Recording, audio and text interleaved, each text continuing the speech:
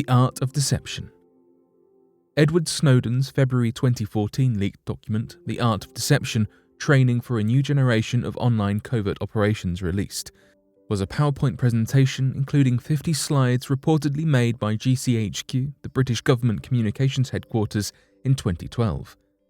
The presentation was allegedly used for staff training, an online covert action accreditation from the Human Science Operations Cell and Joint Threat Research Intelligence Group that draws from psychology of influence and persuasion and included digital propaganda tactics. The presentation mentions building cyber magicians who can confuse and manipulate targets. One slide includes a roadmap of how their tactics fit together, a guide to practice. It builds upon culture profiling, cognitive biases, scams, propaganda, and more. In the Gambits for Deception slide, psychology of magic tricks is heavily drawn from in the attention section.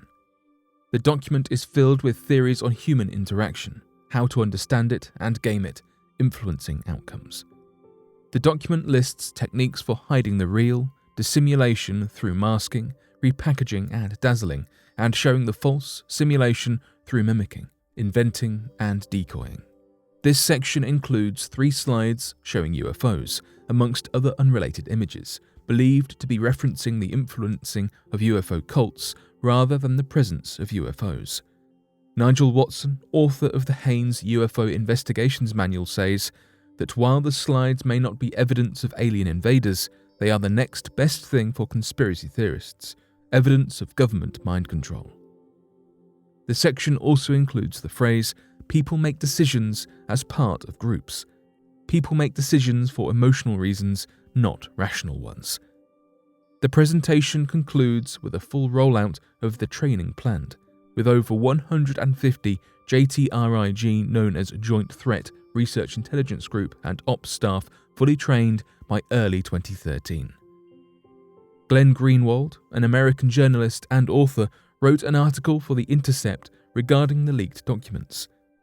He stated that the presentation showed there were core self-identified purposes of JTRIG, including 2 tactics. 1. To inject all sorts of false material onto the internet in order to destroy the reputation of its targets, and 2. To use social sciences and other techniques to manipulate online discourse and activism to generate outcomes it considers desirable. An order from the Foreign Intelligence Surveillance Court to Verizon instructing them to hand over all metadata for all US customer phone calls. One of the first items Snowden leaked in 2013 was a secret court order from the US Foreign Intelligence Surveillance Court, known as FISA, instructing Verizon to turn over metadata from all calls originating in the US over a 3-month period, ending the 19th of July 2013, to the National Security Agency known as the NSA on a daily basis. A note on the order says it's supposed to have remained classified until April 2038. The report was released on The Guardian, written by Glenn Greenwald. According to the document, telephony metadata includes comprehensive communications routing information, including but not limited to session identifying information. For example, originating and terminating telephone number, international mobile subscriber identity number, international mobile station equipment identity number, and time and duration of call.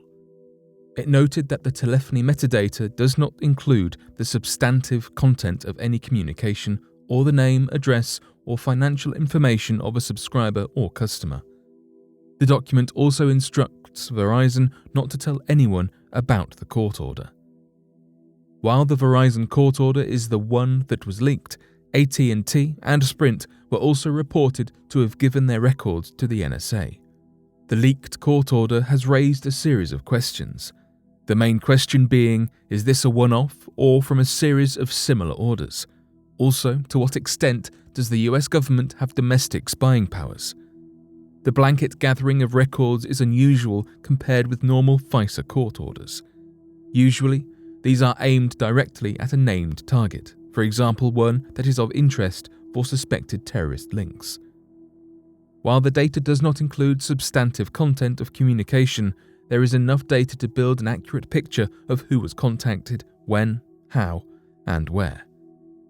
According to the Washington Post, NSA analysts may not search the records without reasonable, articulable suspicion that the data is related to a specific terrorism case. Only a small fraction of the records are reviewed, officials said. The law used to gain the order is the Business Records provision of the Patriot Act, 50 U.S.C. Section 1861. U.S. Senators Ron Wyden and Mark Udall had reportedly been warning about the interpretation of this act without being able to specify the domestic surveillance programs they found alarming. In a letter to Attorney General Eric Holder in 2012, the US senators stated, "As we see it, there is now a significant gap between what most Americans think the law allows and what the government secretly claims the law allows. This is a problem, because it is impossible to have an informed public debate about what the law should say when the public doesn't know what its government thinks the law says." The 2013 Verizon data grab is similar to a program that was authorized by the Bush administration in 2001 and reported by USA Today in 2006, which implemented the collection of phone call records to analyze call patterns to detect any forbidden activity. The 2013 court order is the first hint that the Obama administration has followed a similar path. The Washington Post noted that the government made 6 requests under the Business Records provision of the Patriot Act in 2007 during the Bush administration, 21 in 2009, Obama's first year in office, and 212 last year, according to reports to Congress. However, it is not known how many are in the same style as the Verizon request. The Nsa Programme Prism, which allows the NSA to monitor people's email, web searches, and overall internet use. Following the Verizon scandal, Edward Snowden released details of the Nsa Programme Prism. Prism is a tool used by the US NSA to collect private electronic data belonging to users of major internet services such as Gmail, Facebook, Outlook, and others. It is believed to involve the cooperation of at least 9 technology companies, with these companies giving direct access to their systems. The leaked document contains a slide that records the date each company allegedly joined Prism. Another showed the type of data collected, which included email, chat messages, videos, photos, file transfers, and more. Google released a blog post, which stated, "We have not joined any program that would give the US government or any other government direct access to our servers. The US government does not have direct access to the information stored in our data centers. We had not heard of a program called Prism until yesterday. We provide user data to governments only in accordance with the law. Our legal team reviews each and every request and frequently pushes back when requests are overly broad or don't follow the correct process. Press reports that suggest that Google is providing open-ended access to our users' data are false." Yahoo and Apple both went on to give similar statements. An Apple spokesman said it has never heard of Prism. Yahoo released a statement saying, "Yahoo has not joined any program in which we volunteer to share user data with the US government. We do not voluntarily disclose user information." Facebook, while denying being part of Prism and giving direct access to the NSA, released data regarding all national security requests in a bid to be more open. The company stated that for 6 months, ending December 31st, 2012, the total number of user data requests Facebook received from any and all government entities in the US was between 9,000 and 10,000. According to the Financial Times, in the wake of Snowden's revelations, the Obama administration defended the way it obtains private communications. James Clapper, the Director of National Intelligence, issued a statement to defend the practice, stating, "Information collected under this program is among the most important and valuable foreign intelligence information we collect, and is used to protect our nation from a wide variety of threats."